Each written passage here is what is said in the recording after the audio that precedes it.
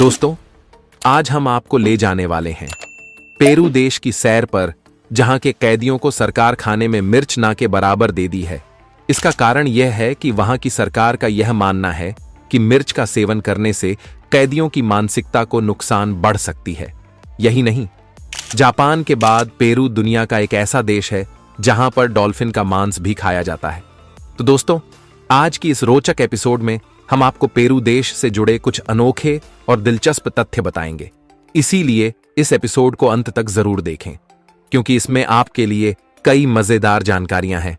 अगर हम पेरू के इतिहास की बात करें तो आपको बता दें कि यह देश 1821 से पहले स्पेन का उपनिवेश था। स्पेन ने यहां लंबे समय तक शासन किया, लेकिन 28 जुलाई 1821 को पेरू को आजादी मिली और फिर किस देश की राजधानी लीमा को बनाया गया। इस देश का आधिकारिक नाम पेरू गणराज्य है और यह लगभग 4,96,224 वर्ग किलोमीटर के क्षेत्रफल में फैला हुआ है। अगर तुलना करें तो इतने बड़े क्षेत्रफल में नजर जैसे करीब 30 देश समाज सकते हैं। पेरू की आबादी का लगभग 90% हिस्सा ईसाई धर्म को मानने वाला है, जबकि बाकी 10% अन्य धर्मों के अनुयायी हैं। पेरू की आधिकारिक भाषाओं की बात करें तो यहां स्पेनिश, आयमारा और केशवा भाषाएं बोली जाती है और यही कारण है कि इन्हें सरकारी मान्यता भी प्राप्त है।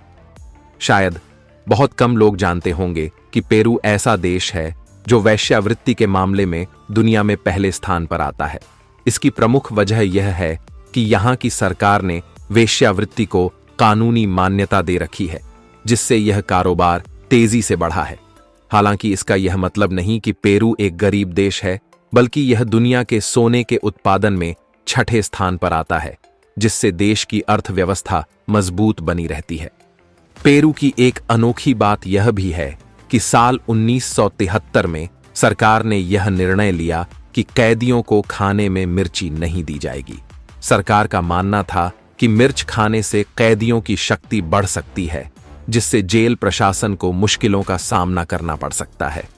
इसी कारण वहां की सरकार ने कैदियों के भोजन में मैच पर पूरी तरह से प्रतिबंध लगा दिया। अगर आप दुनिया के 7 अजूबों के बारे में जानते हैं तो आपको यह भी पता होगा कि पेरू देश में भी एक अजूबा स्थित है। दरअसल माचू पिच्चू नामक एक प्राचीन शहर पेरू में स्थित है, जो बेहद रहस्यमयी माना जाता है। इसे देखने के लिए दुनिया भर से पर्यटक आते हैं। इस जगह को अजूबा इसीलिए माना गया क्योंकि यह समुद्र तल से करीब 8,000 फीट की ऊंचाई पर स्थित है। हालांकि यह स्थान सदियों से मौजूद था, लेकिन फिर भी वर्षों तक इसे ढूंढा नहीं जा सका।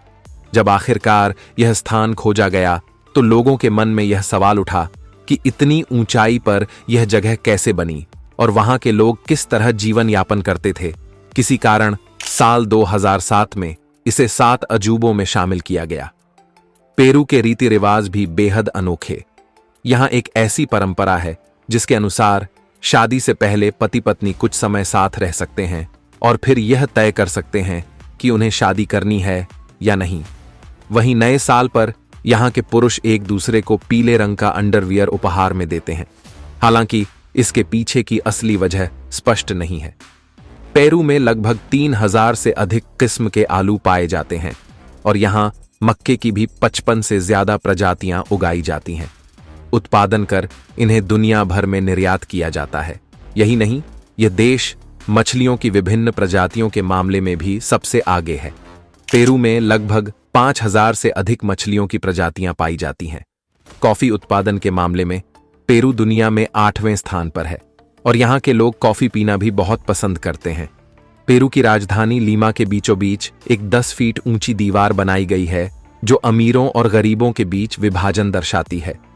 यह दीवार एक और अमीरों की बस्तियों और दूसरी ओर गरीबों के इलाकों को अलग करती है। फुटबॉल प्रेम की बात करें तो पेरू वासी इस खेल को बेहद पसंद करते हैं। इसकी झलक 1964 में देखने को मिली, जब पेरू और अर्जेंटीना के बीच हुए एक फुटबॉल मैच में रेफरी ने एक गलत निर्णय दिया। इस फैसले से पेरू के लोग इतने नाराज हुए कि देश भर में दंगे भड़क उठे, जिसमें करीब 300 लोगों की जान चली गई।